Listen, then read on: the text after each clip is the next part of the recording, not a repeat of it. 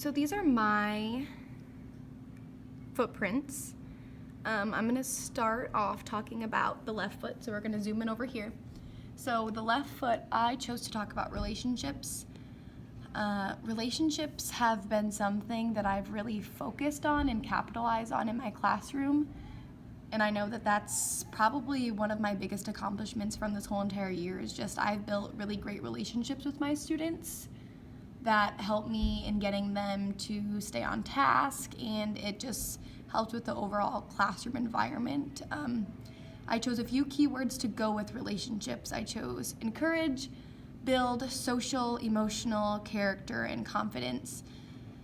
So the first thing that I want to talk about is encourage, because I do my best to challenge students, but as I'm challenging them, I'm encouraging them and I'm saying, you know what, this is hard, but you can do this. The second one is build, because it really is a process. It's not just oh, I know your name, we have a relationship now. No, it takes time, it takes effort, it takes saying hi to the kids in the hallway, it takes going to their basketball game, it takes really caring about them. And then I have social and emotional, so these are two different things that are very, very important in the classroom when you're building a relationship or when you're asking students to really participate and put themselves out there and take risks. And then character is, kids come to school to learn how to do math, how to read, write, how to speak Spanish, but also they are building character every single day they're here, and that's the biggest thing that's going to impact them in their future. And then my last thing is confidence. This is one of the biggest things that I try to emphasize to my students. It's okay if you mess up. Just be confident in your answer. Just put it out there. Just own what you have to say.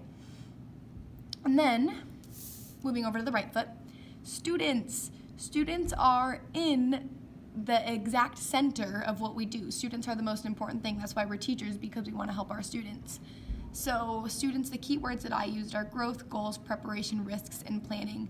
Growth, as I said before, relationships grow, as well as student understanding and level of participation, and even their social and emotional and character, that all grows as the students are in school longer.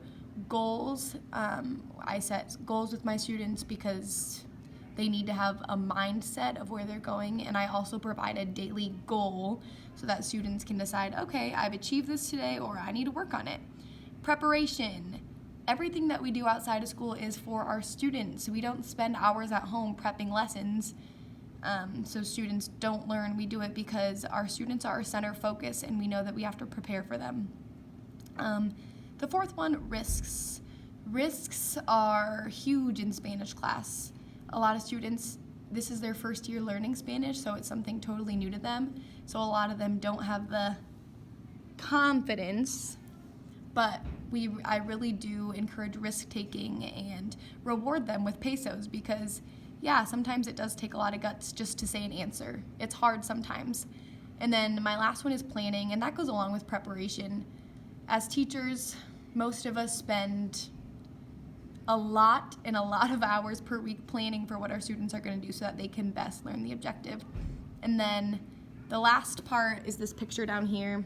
I chose flowers and a sun because the sun would be me as the teacher, and then the flowers are my students growing as a metaphor. That's the most creative I got. I'm not the most creative person, but this is really the pillar of why I'm a teacher. I want to form relationships with my students, and I want to do all of these 6 things over here: encourage, build, their social and emotional, character, and their confidence, so that they can grow to meet their goals. And I'm going to meet their goals, to be able to take risks, and I'm going to use preparation and planning to make that happen. Okay, so those are my footprints.